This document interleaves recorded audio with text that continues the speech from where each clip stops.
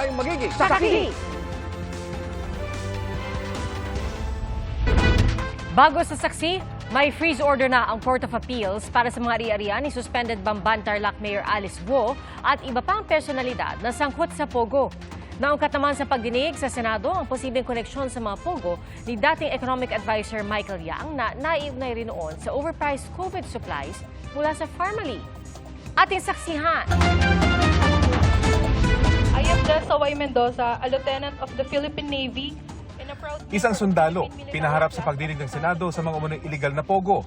Ano ang kinalaman sa kanila ni Lieutenant Jessa Mendoza? Lumalabas na inilistang incorporator si Mendoza sa halos 200 kumpanya. Pero sabi mismo ni Mendoza, hindi yun totoo. My name, taxpayer identification number, and signature were used to incorporate no less than 193 corporations. Of the said number, more than half, or around 102, have foreign-sounding names. I was not aware of the existence of any of these corporations. Ang hinala niya, nakompromiso ang kanyang TIN ID nang hiramin ito ng kanyang pinsan noong 2016 para sa itinayo raw nitong travel agency na di rin naman daw nagbukas. My name was used initially in the year 2017, ma'am. So the year after na hiniram yung ID nyo? Yes, Your Honor.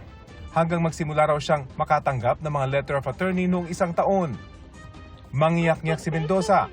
Takot daw siya sa magiging epekto ng sinapit na identity theft. I'm of course concerned that the possible criminal record that my situation will expose me to might hinder my pursuit to serve the nation and negatively affect my career progression. Sorry po talaga.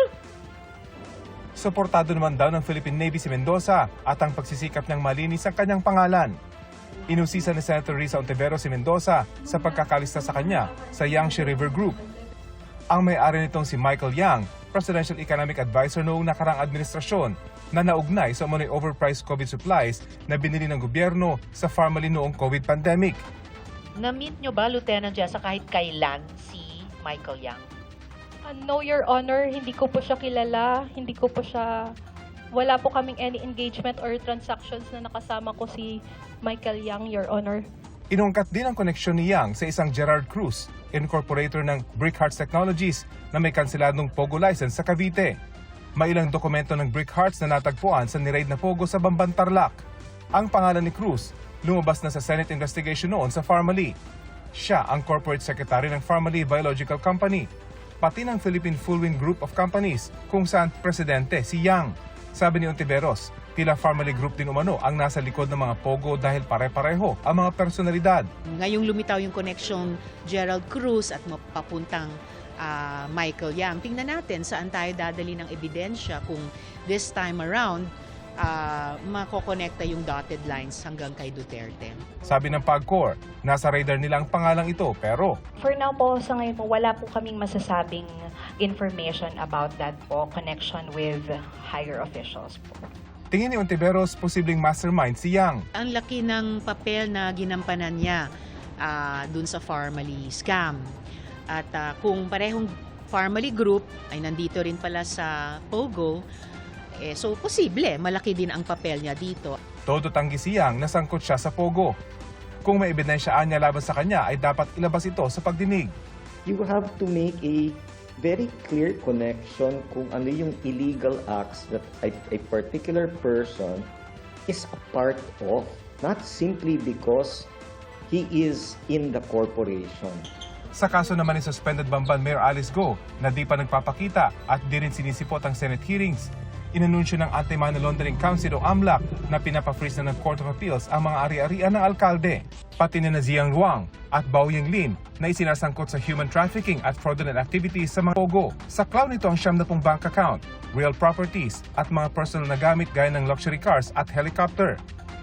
July 8, pinitisyon ng AMLAC sa korte ang freeze order sa mga ari-arian. Para sa GMA Integrated News, Rafi Tima ang inyong saksi. Natagpo ang palutang-lutang sa dagat sa Claveria, Cagayan ang isang bloke ng shabu na 6.7 million pesos ang halaga. Saksi, si Jamie Santos. Isang bloke ng shabu na palutang-lutang sa dagat na sakop ng Claveria, Cagayan ang nakita ng isang mangingisda. Ayon sa Pasukin PNP Maritime, kasalukuyan silang nagsasagawa ng seaborne patrol nang makatanggap sila ng impormasyon na may mangingisdang nakakita sa kontrabando. Isinorender ng mangingisda ang droga na halos 1 kilo ang bigat at nasa 6.7 million pesos ang halaga. May nakasulat pa umanong Chinese character sa pakete. Base sa pagsusuri ng Soko, kumpirmadong shabu ang nakuha ng mangingisda. Patalim at baril naman ang nakumpista mula sa rider at angkas niya na naaresto sa Maynila. Na-corner sila matapos takasan ng isang checkpoint. Lumalabas na dati na ring nasangkot sa ibang krimen ang mga suspect. We later found out na sila rin yung suspect initially dun sa pag-snatch sa isang nursing student, and meron din silang previous na mga cases or insidente na sila rin ang suspect ng robbery snatching dito sa area ng Moriones. Sa Pasay City, isang Vietnamese national na supplier umano ng iligal na droga sa ilang bahagi ng Metro Manila ang nadakip sa isinagawang buy-bust operation. Ayon sa NBI, natuklasan nila ang pagtutulak umano ng Vietnamese ng iligal na droga sa tulong ng isang tip. Matagal na rin daw nilang minamanmanan ng suspect. Nakuha sa kanya ang ketamine at ecstasy. Itinanggi naman ng suspect na sangkot siya sa illegal drug trade. Para sa GMA Integrated News, Jamie Santos ang inyong saksi. Namataang dumaan sa Balintang Channel sa pagitan ng Batanes at Babuyan Islands ang isang Chinese aircraft carrier ayon sa Defense Minister ng Taiwan. Nangalampag naman ang ilang grupo para tigilan na ng China ang harassment sa West Philippine Sea. Saksi si Marisol Abduraman. Gamit ng mga kaldero, kawali, kaserola, timba at iba pa, nag-ingay ang mga relisa sa liwasang Bonifacio sa Maynila. Pumwesto pang iba sa gilid ng kalsada para manawagan sa mga motorista na bumusina para sa West Philippine Sea. Ang noise barrage ay una, paggunita sa 8th anniversary ng makasaysayang tagumpay ng Pilipinas sa Permanent Port of Arbitration. Pangalawa, panawagan na tigilan na ng China ang harassment na ginagawa sa WPS. Pangatlo, suporta sa mga sundalo nagbabantay sa WPS at gawin ang July na West Philippine Sea Awareness Month. Ito po yung ginawa namin na isang joint resolution na ipapasa po natin sa mahal nating Pangulo bukas po sa Palasyo ng Malacanang upang ipanawagan sa kanya na gawin pong West Philippine Sea Awareness Month ang month of July. Sa dagat naman ng Isla ng Kinmen na kontrolado ng Taiwan, nag-radio challenge ang Taiwan Coast Guard sa barko ng China Coast Guard kahapon. 4 na Coast Guard vessel ang ipinadala ng Taiwan para bantayan ang 4 na Chinese ship. Ayon sa Taiwan Defense Ministry, 66 na Chinese military aircraft ang nadetect nila sa paligid ng Taiwan sa nakalipas na 24 oras. Kahapon, mahigit 30 naman ang nadetect na aircraft patungo Western Pacific para umano sa joint training kasama ang Shandong aircraft carrier ng China. Ayon sa Defense Ministry ng Japan itong Martes, namataan ang aircraft carrier ng China 500 kilometers mula sa isla ng Miyako sa Okinawa, Japan. Dumaan din ito sa Balintang Channel na naghihiwalay sa Batanes at Babuyan Islands, ayon sa Defense Minister ng Taiwan. Wala pang pahayag ang Defense Ministry ng China, pero umalma ang China sa pagpasok naman ng isang Navy destroyer ng Japan sa territorial waters ng China sa Zhejiang Province itong July 4. Sa ulat ng Japanese media, batay sa kanilang sources, pumasok ng walang paalam sa China ang barko na namomonitor ng Chinese missile exercises sa East China Sea. Iimbestigahan daw ang kapitan ng barko na hindi pa malinaw kung ano ang intensyon. Ipinontesta na ito ng China, bagamat sabi sa kanila ng Japan, technical error ang nangyari. Para sa GMA Integrated News, Marisol Abduraman, ang inyong saksi.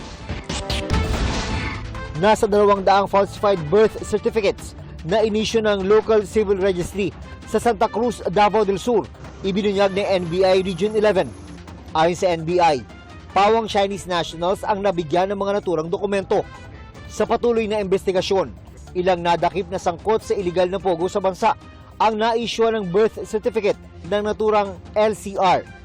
Wala pang pahayag ang Santa Cruz LCR, gayon din ang Santa Cruz LGU kaugnay ng issue.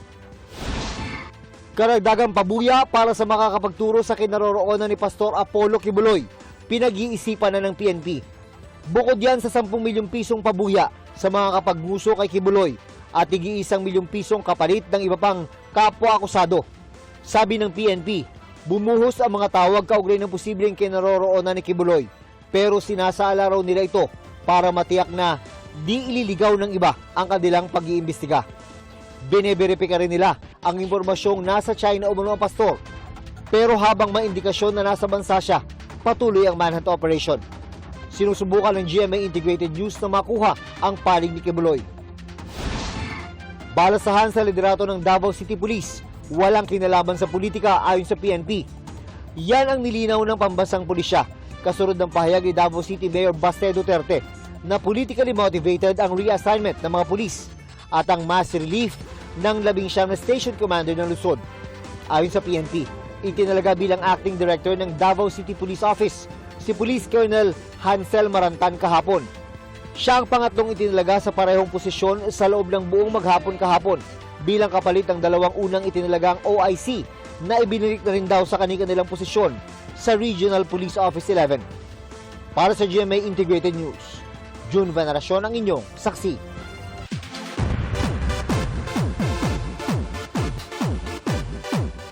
May comeback sa TikTok si Dennis Trillo.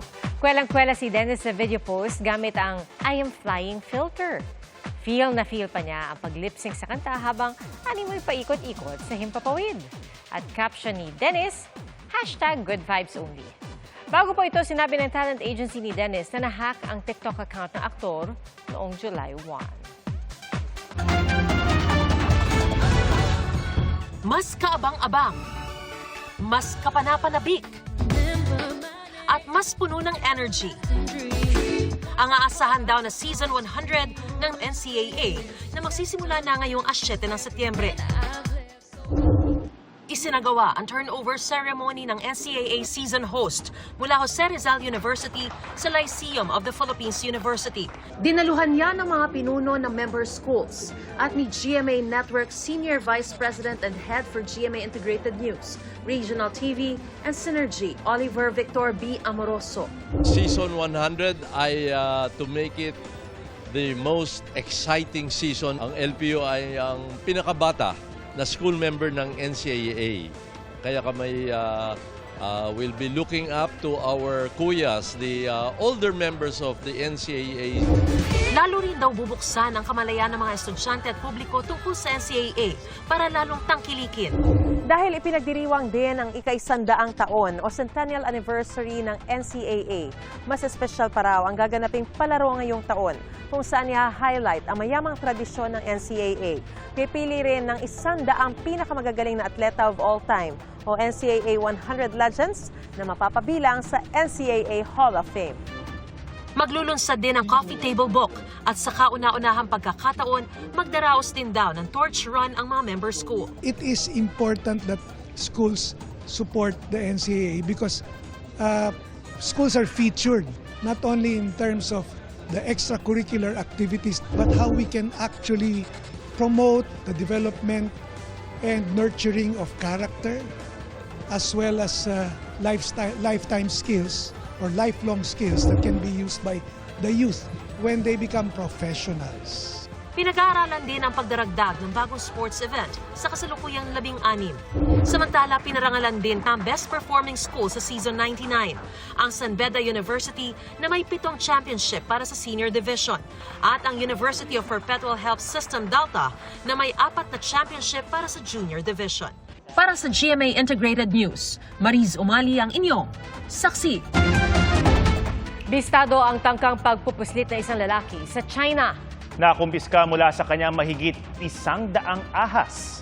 Naharang ang lalaki sa Futian Port sa Shenzhen.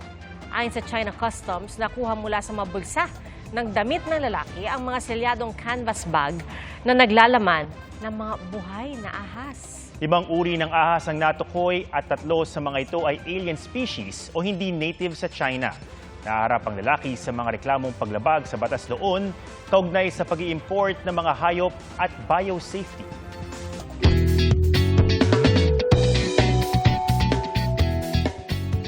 Kasalan ba o comedy bar? Iyak tawa ang mga wedding guests sa Marikina. Ang bride at groom kasi naging wagas ang kulitan. ating saksihan.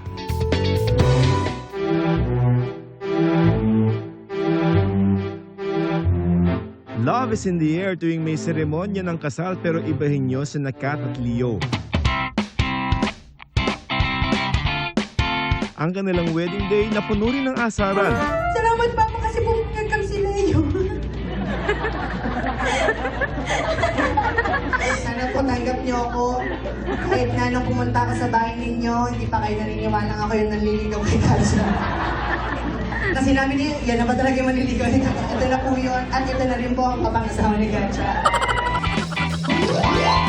Pati si Pastor damay sa kulitan.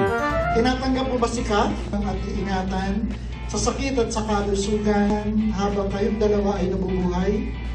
Letter A, Pastor. Opo, Pastor. Opo.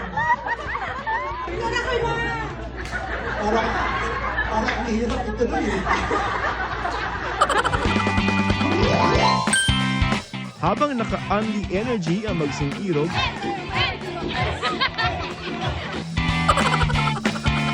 at kahit sa sweet na palitan ng wedding vows, naisingit ang biruan. Maraming sasabihin ng ibang tao, maraming nagtataka bakit ikaw, pero bakit hindi? Kahit kayo. Sabi nga ni Pastor John, complete package ka na. Minsan patawa, minsan seryoso, minsan drama, minsan horror. Di lang wedding guests, kundi mga nakapanood ng viral nilang video, kinabag sa katatawa. Grabe, as in, talaga hindi namin expect. Kasi parang very natural naman kami ng araw na yun. Pero sa kwela mga tagpo, mas nang ibabaw ang masaya nilang pagmamahalan. Ang sarap daw magmahal. May mga comments doon na na parang magkaaway sila ng asawa nila. Pero nung nakita nila yung clip ng wedding namin, doon sila naniwala na meron ganong klaseng marriage. Taong 2015, nagkakilala sina Leo at Ka. Ang kanilang samahan, pinalalim at pinagtibay ng paglalakbay from being friends to lovers. Bago ko siya na-pursue, sabi ko nga po, parang 8 years kaming friends. Until, andun na yung conviction din ni Lord na siya ibibigay sa akin. Siya ibibigay sa akin ni Lord. Yung kanilang relasyon ay love made in heaven. Madaming nakaabang sa ating dalawa. Maraming nakatingin, nakikikilig, nakikiantay, nakikicomment. But at the end of the day, it's you and me. Para sa GMA Integrated News, Joseph Morong ang inyong saksi. Okay, congratulations to Cute the naman. bride and groom. Yeah. At mga kapuso, salamat po sa inyong pagsaksi. Ako si Pia Arcangel. Sa ngalan ni Arnold Clavio, ako si Atom Araulio para sa mas malaking misyon at sa mas malawak na paglilingkod sa bayan. Mula sa GMA Integrated News, ang News Authority ng Filipino. Hanggang bukas, sama-sama tayong magiging saksi! Mga kapuso, sama-sama tayong maging saksi. Mag-subscribe sa GMA Integrated News sa YouTube at para sa mga kapuso abroad, samahan niyo kami sa GMA Pinoy TV at sa www.gmanews.tv.